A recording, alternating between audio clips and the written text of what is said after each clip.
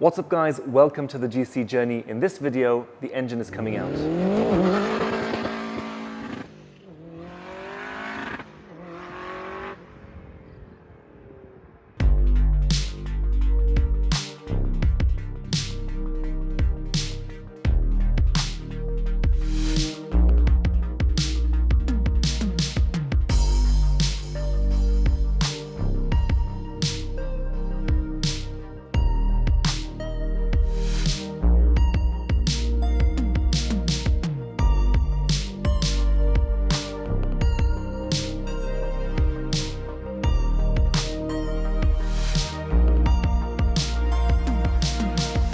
Now I know, you're probably asking yourselves, can a bat lick its own balls? But you might also be asking yourselves, why is the engine coming out? So I'll soon explain why, but we have lots of work to do. So I'm going to start draining all the fluids, start disassembling everything, take the engine out, and then I will explain why we are doing so. So started with draining the coolant for the 375,000th time. It feels like I've done this more times during the past 2 months than the entire time that I've owned this car. Drained the engine oil as well and started disassembling parts from the engine. I'm going to take advantage of the fact that the engine is going to be out of the car and make some changes while I'm at it. So for example, this hose won't be going back on since the Illuminati header tank is going to be deleted. The radiator is going to be replaced with a Phoenix GD specific radiator, and so this Samco hose will not be going back on either. I love this header tank, looks really good. Shame to get rid of it really.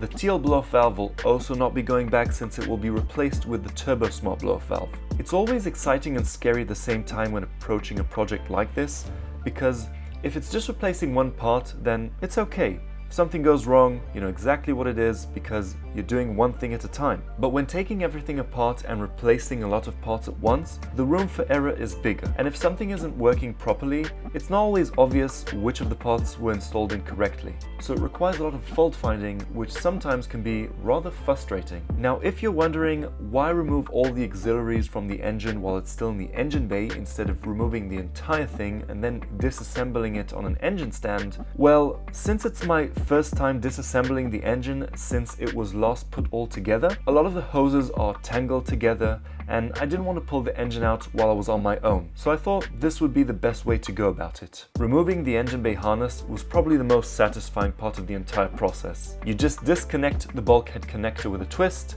and voila. Yeah, time for a coffee break. So, we're halfway through the work, just need to disassemble a few more things and then the entire long block can come out of the engine bay. The reason I'm pulling the engine out is because I've wanted to replace this short block for some time now. It's a built short block, it has, you know, aftermarket pistons and rods and everything, and so it creates a lot of blow-by, and the exhaust gases that this engine produces, if you're just tracking the car and if you're just using it on the weekends, it's not a problem.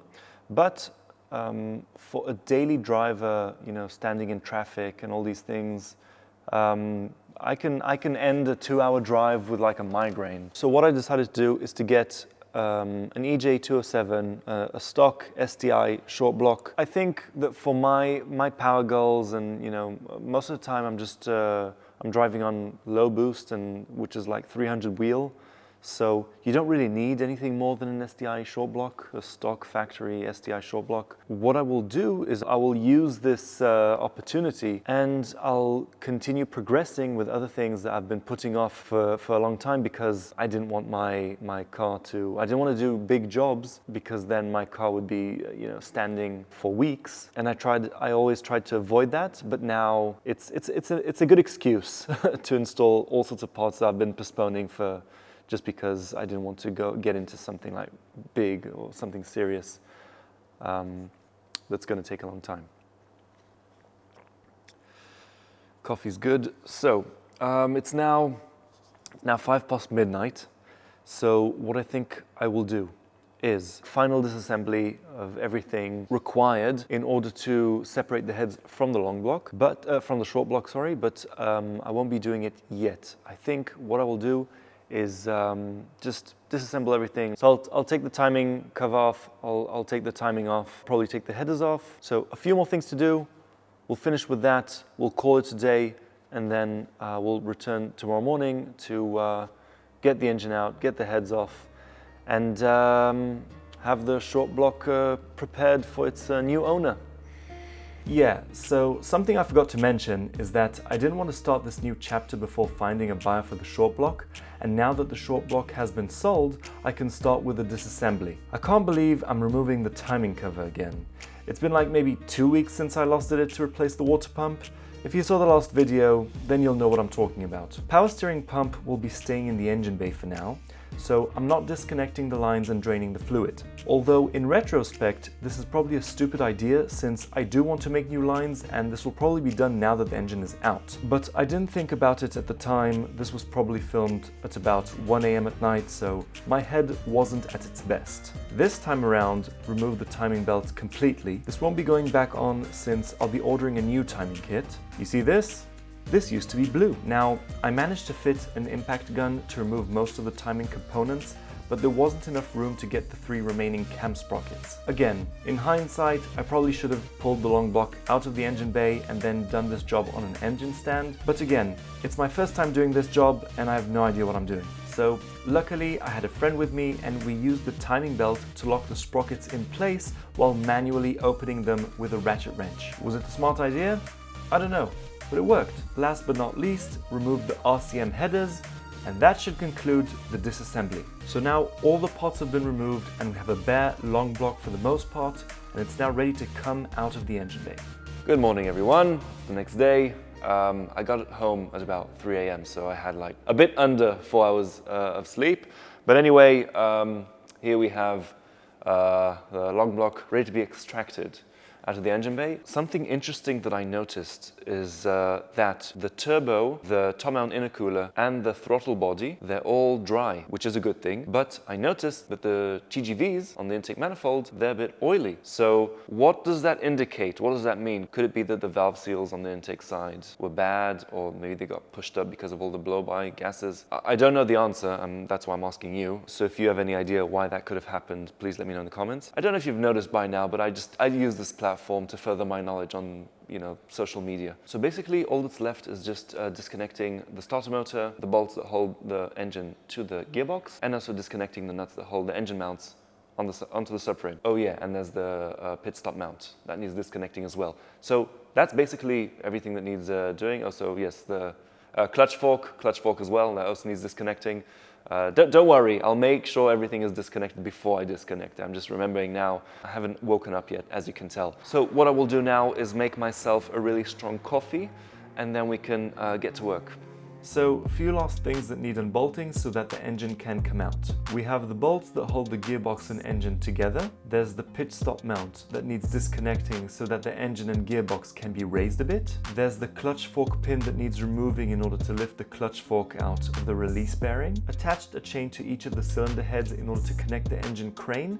And since I've never done this before, pray this would all go well. So fingers crossed. Started playing around a bit with prying with a screwdriver, raising the engine a tiny bit at a time, pulling on it a bit, and to my surprise, it wasn't that difficult to separate it from the gearbox. So that was a huge relief. Raised the engine carefully to make it clear the upper support beam and backed it out of the engine bay. Now that the engine was out, I started with removing a few more bits and pieces. The heads are going to need a bit of work done to them, so took all the Bachelor Racing bling items off them as well. Removed the clutch, removed the flywheel, transferred the engine from the engine crane to an engine stand, and started disassembling the heads. I must admit, I enjoyed doing this work a lot more than I expected. I mean, considering I had such a difficult time with installing the Torque Solution Turbo oil drain kit, struggled so much with removing the water pump, ruining the new Samco upper radiator hose, which by the way, still need to order a new one. So I thought that I would run into a lot more issues disassembling an entire engine, but I guess I was lucky this time, or perhaps the universe decided to give me a break on this one. So now we have a bare short block ready to go to its new owner, and we have a GC with loads of work ahead of us. So now that the engine is out of the engine bay, I'm going to start addressing all sorts of little jobs that I've been postponing for various reasons. One of the things being, now that I disassembled everything, there were all sorts of bolts that I came across that I didn't quite like to see, but never did anything about it. For example, if you look at the right-hand side intercooler mounting bracket, it's held to the block with 2 bolts, and the ones that have been there till now, one was a 12mm, one was a 14mm. They don't look OEM Subaru, and I don't know how new or old they are. It doesn't matter. They're not going back. I won't be transferring them to the new engine. Looked at the diagrams, should be two 12mm bolts. Other things I didn't quite like that I saw, cam sprocket bolts. One of them I saw was welded, probably snapped at some point. I didn't like how some of the bolts were looking. I didn't like how some of them felt when they came out. So to be on the safe side, I'm just going to order brand new ones to go on the heads. So other things that I'll be doing while the engine is out, I would like to relocate the fuse box, do the front harness, which will also be relocating the horn. It currently sits next to the battery tray. It won't stay there. It will be somewhere behind the bumper. I'll probably do all the tubular subframes. I'll do the PRS quick steering rack. Need to make a bracket for the chase bay's power steering fluid reservoir. I have BC variable cam pulleys. They will be installed with the newer style crank trigger wheel. I'm hoping to get a more accurate trigger reading with moving to the newer style trigger pattern. These adjustable cam pulleys, they work with the newer style crank trigger wheel, so I'll have to do it anyway. So we'll be doing that as well. New seals for everything.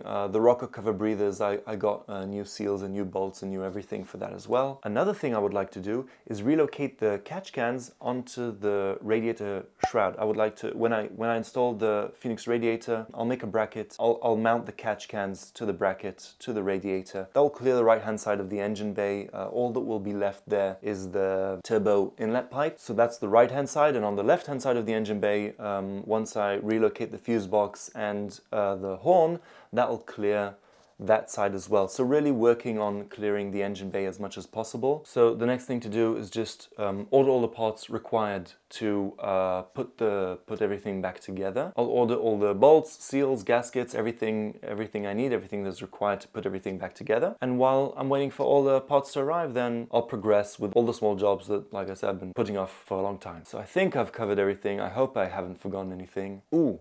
Also, something I wanted to share with you is that I opened like a Shopify store. I designed a few shirts with my silly humor. It's just a way to support the show if anyone's interested, if you want to help me fund all these silly things that I do with my car. So I'll leave a link in the description if you want to check it out. There'll probably be more exciting stuff in the future, but for now, a few funny shirts, a hat, a hoodie.